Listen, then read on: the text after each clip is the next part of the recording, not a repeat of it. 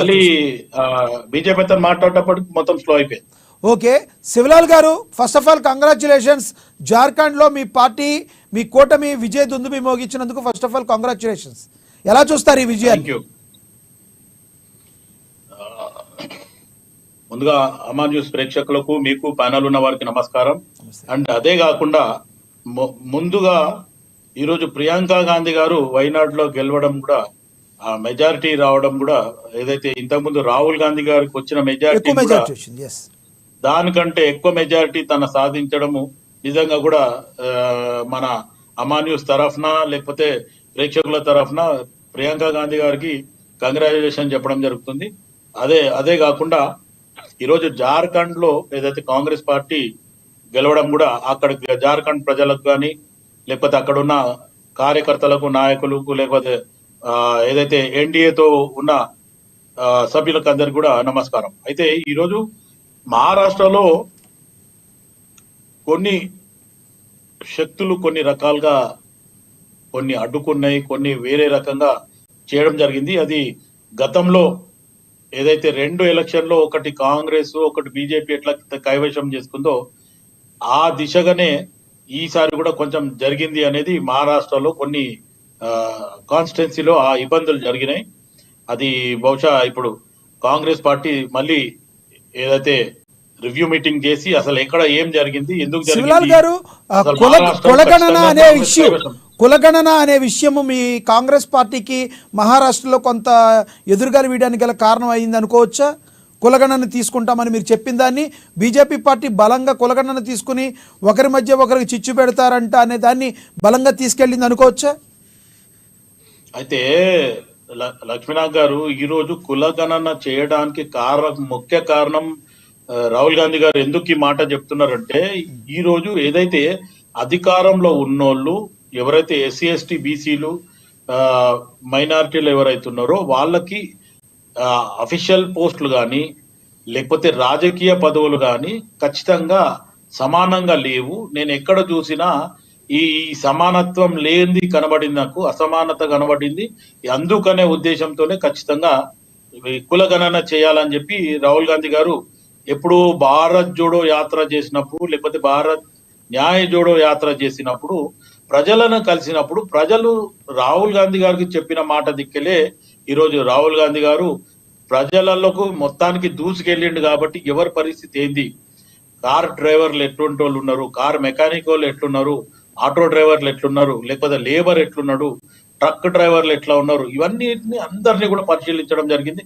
ఆఖరికి వస్తే ఒక పేద మహిళల ఇళ్లలో కూడా ఆయన కూర్చొని ఉండి వాళ్ళని పలకరించి వాళ్ళు అసలు జరుగుతుంది ఏంది అనే రకంగా తెలుసుకోవడం జరిగింది. సో ఆ విషయంలో ఆలోచిస్తే ఖచ్చితంగా కులగణన జరిగితే దీంట్లో ఎవరికి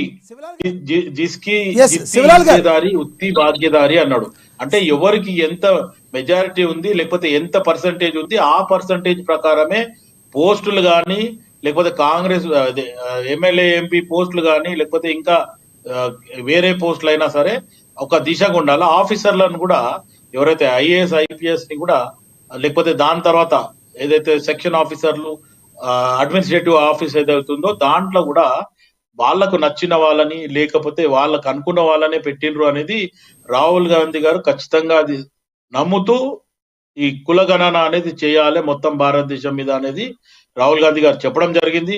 ఇప్పుడు ఆంధ్రప్రదేశ్ లో కూడా కులగణన ఏదైతే ఉందో దానికి ముందు పోవడం జరిగింది. తెలంగాణలో కూడా ఏదైతే ఇంటికి సర్వే అవుతుంది. అదే కాకుండా ఎస్సీలలో కూడా వర్గీకరణ గురించి కూడా సుప్రీంకోర్టు ఏదైతే నిర్ణయం తీసుకుందో దానికి కూడా ఈరోజు ఈ 2 రాష్ట్రాలలో 1 మ్యాన్ కమిటీ వేయడం జరిగింది. అది కూడా జరుగుతున్నాయి. లక్ష్మీనాథ్ గారు, నేను మళ్ళీ పార్టీ యూత్ లీడర్ అండ్ మీరు నిజంగా మీకు అంత దళితుల మీద చిత్తశుద్ధి ఉంటే ఇదే తెలంగాణ రాష్ట్రంలో రేవంత్ రెడ్డి గారి కాకుండా వేరే దళితులకు ముఖ్యమంత్రి పదవి ఇచ్చేవాళ్ళు. కేవలం మీకు కావాల్సింది ఏంటంటే ముస్లిం మైనార్టీ ఓట్లు కావాలి, ఎస్సీ ఎస్టీలో పక్షపాతిగా మీరు వ్యవహరిస్తారు మాత్రమే. మీరు నిజంగా అంత పక్షపాతిగా ఉంటే మీకు ప్రజలు గతంలో అంటే మోడీ గారు 2వసారి గెలిచినప్పుడు మీకు ప్రతిపక్ష హోదానే లేదు. ఈరోజు మీకు ప్రతిపక్ష హోదా ఇచ్చారంటే మీరు ప్రజల పక్షాన్ని నిలబడండి అని చెప్పి మాత్రమే మీకు ప్రతిపక్ష హోదా ఇచ్చారు. ఈరోజు మనము ఎక్కడ చూసినా భారతీయ భారతీయ జనతా పార్టీ ఏ రాష్ట్రంలో అధికారంలోకి వస్తే రిగ్గింగ్ కాకుండా ఈవీఎంల ద్వారా గెలిచిందని చెప్పే మీరు ఈరోజు వయనాడులో ప్రియాంక గాంధీ గారు గెలిచారు. ఓకే, సంతోషం, ఆమెకు శుభాభినందనలు, మీ పార్టీకి కూడా శుభాకాంక్షలు తెలియజేస్తాం. ఈరోజు వయనాడులో మీరు గెలిస్తే ఈవీఎంలు చక్కగా పనిచేసినట్టు, అదే భారతీయ జనతా పార్టీ హర్యానాలో గెలిచినా లేదంటే ఇంకా జమ్మూ కాశ్మీర్లో జమ్మూలో హిందువులు ఎక్కువ ఉన్న మెజారిటీ సీట్లలో గెలిచినా ఈవీఎంలు మొరాయించి ఈవీఎంలను మేనేజ్ చేశారు, క్యాల్కులేట్ చేశారు, మ్యానిపులేట్ చేశారు భారతీయ జనతా పార్టీ అంటారు. అదేవిధంగా మీరు కూడా మాట్లాడారు ఇందాక, కేవలం మేము ఒకే స్లోగన్ ఇచ్చాం.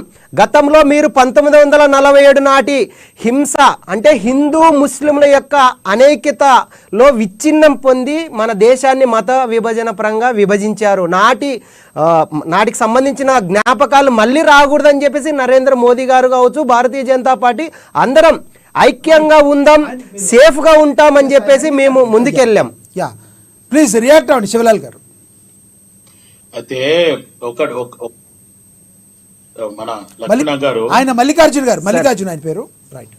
ఓకే, అయితే మీకు చెప్తున్నా, మల్లికార్జున్ ఇప్పుడు మాట్లాడిన స్టైల్ ఆలోచిస్తే గతంలో ఇప్పుడు ఉన్న పరిస్థితిలో వీళ్ళు మనం కలిసి ఉందాం, మనం ఎవరు, ఆయన మాట్లాడింది మొత్తానికి అదాని గురించి మనం కలిసి ఉందాం అన్నాడు, ప్రజలను కాదు. అచ్చేదిన్ ఆయంగే అన్నాడు. ఇప్పటివరకు అచ్చేదిన్ రాలే. మొత్తానికి ప్రజలనంతా ఏ రకంగా కూడా అభివృద్ధి చేయలే. కాలాదాన్ లాయింగే అన్నాడు. కాలాదాన్ 11 సంవత్సరాల నుంచి ఇప్పటివరకు కాలాదాన్ రాలేదు, లేకపోతే జీరో బ్యాలెన్స్ లో ఒక్కరికి కూడా 15 లక్షల రూపాయలు పడలేదు. మొత్తానికి ఇప్పుడు గతంలో బీజేపీ అంటే ఒక మంచి ఆలోచన ఉండే, దేశం కోసం ధర్మం కోసం అని. అది ఎప్పుడు మొత్తానికి అటల్ బిహారీ వాజ్పేయి గారు కానీ, మురళీ మనోహర్ జోషి గారు కానీ, ఎల్కే అడ్వాణి గారు కానీ, మొత్తానికి వాళ్ళు ఉన్నప్పుడు భారతీయ జనతా పార్టీకి ఒక ఆలోచన విధానంగా దేశం కోసం ధర్మం కోసం అన్నాడు. ఇప్పుడు ఆల్రెడీ మల్లికార్జున్ మాట్లాడుతూ ఏమన్నాడు, కాంగ్రెస్ పార్టీ అంటే ముస్లింలకు సపోర్ట్ చేస్తుంది. 11 సంవత్సరాల నుంచి మీరు అధికారంలో ఉన్నారు. ఈ రోజు త్రిబుల్ తలాక్ అని చెప్పి ఒక డ్రామా ఆడుతున్నారు. త్రిబుల్ తలాక్ పక్కన పెట్టండి, మీరు కూడా మెజారిటీ ప్రకారం ఎవరిది ఎంత చేయండి. దానికి మీరు 11 సంవత్సరాల నుంచి మీరెందుకు ఇయ్యలే? ఈయన అసదుద్దీన్ ఓవైసీ, అక్బరుద్దీన్ ఓవైసీనేమో ఈడ ఒక్క సీటు కొట్లాడతాడు. నార్త్ మొత్తంలో కాంగ్రెస్ ఓట్లు చీల్చడానికి అసదుద్దీన్ ని వాడుకుంటాడు. ఇదే అమిత్ షా ప్లస్ నరేంద్ర మోదీ. మళ్ళీ ఇదెక్కడ రాజకీయము? లక్ష్మీనాథ్ గారు చెప్పమనండి మల్లికార్జున్ని. అంటే మొత్తానికి వీళ్ళు చెప్పేది ఒకటి, చేసేది ఒకటి. ఈ రోజు దేశం కోసం ధర్మం కోసం అనేది పక్కన పెట్టి నరేంద్ర మోదీ కోసము, లేదంటే అమిత్ షా కోసము, అమిత్ షా కొడుకు కోసము, లేకపోతే అదాని కోసం, అదానిని మొత్తానికి ప్రతి ఒక్క ఇప్పుడు రాష్ట్రంలలో అన్నిట్లో కూడా మొత్తానికి సపోర్ట్ చేసి ఈరోజు దేశ ప్రజల పైసలు వాడుకుంటూ మొత్తానికి దేశం తిరుగుతున్నాడు. రైట్, దేశం తిరుగుతూ ఆ దేశంలో పోయి ఈ రోజు అదానికి సపోర్ట్ చేస్తున్నాడు. అదానికి అక్కడ కొత్తగా శివలాల్ గారు మీరు మాట్లాడిన విషయం మీద నేను మాట్లాడతాను సార్. మీరు ఏదైతే అదాని గురించి మాట్లాడారో, మీరు తెలంగాణ రాష్ట్రంలో ఏమో అదాని గారి గురించి, మోదీ గారి గురించి మీరు విమర్శిస్తారు. అదే అదాని గారిని మాకు పెట్టుబడులు పెట్టానని చెప్పేసి అతని దగ్గరికి వెళ్తారు. అదే విధంగా మీరు అసదుద్దీన్ ఓవైసీ గురించి మాట్లాడడం జరిగింది. ఈరోజు డాక్టర్ బిఆర్ అంబేద్కర్ గారు స్పష్టంగా ఇండియన్ కాన్స్టిట్యూషన్ లో పేర్కొన్నారు. అదేవిధంగా రాజ్యాంగాన్ని రచించినటువంటి డ్రాఫ్టింగ్ కమిటీ సభ్యులు కూడా చెప్పారు. ఈరోజు చదువుకున్న వ్యక్తులు కావచ్చు, విద్యావంతులు కావచ్చు, సమాజ స్పృహ కలిగిన వ్యక్తులు అంటే కులం, మతం, వర్గం, లింగం అనే భేదం లేకుండా ఏ ప్రాంతంలోనైనా, ఏ రాష్ట్రంలోనైనా ఎక్కడైనా పోటీ చేయొచ్చు. అదే సిద్ధాంతాన్ని ఓవైసీ వాళ్ళు కావచ్చు, ఇంకా ఎవరైనా పార్టీ చేయొచ్చు. ఇప్పుడు మీరే ఉన్నారు, ఈరోజు కాంగ్రెస్లో ఉన్నారు, కాంగ్రెస్ పార్టీ తరఫున